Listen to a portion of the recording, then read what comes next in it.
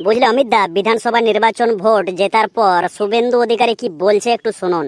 বলছেন, প্রিয় বাংলার মানুষ, আপনাদের প্রত্যেককে আমার আন্তরিক প্রণাম এবং ধন্যবাদ জানাই।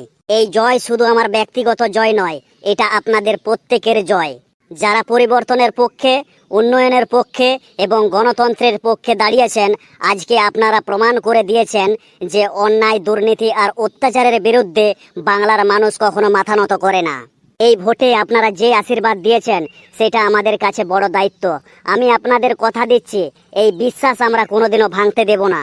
বাংলাকে আমরা এমন জায়গায় নিয়ে যেতে চাই যেখানে যুবকদের চাকরি হবে, কৃষকরা ন্যায্য দাম পাবে আর প্রত্যেকটি পরিবার নিরাপদ এবং সম্মানের সঙ্গে বাঁচতে পারবে।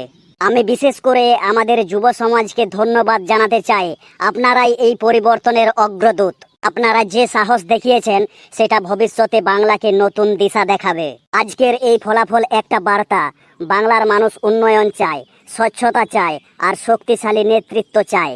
আর আমরা এই প্রত্যাশা পূরণ করতে বদ্ধপরিকর। আগামী দিনে আমরা আরো দ্রুত কাজ করব, প্রত্যেকটা এলাকায় উন্নয়নের আলো পৌঁছে দেব। সর্বোপরি আবারও আমি সেই একই কথা বলতে চাই, এই জয় আপনাদের, বাংলার মানুষের জয়। আসুন সবাই মিলে নতুন বাংলা গড়ি, যেখানে থাকবে শান্তি, উন্নয়ন আর সবার জন্য সম্মানের সুযোগ। জয় শ্রীরাম।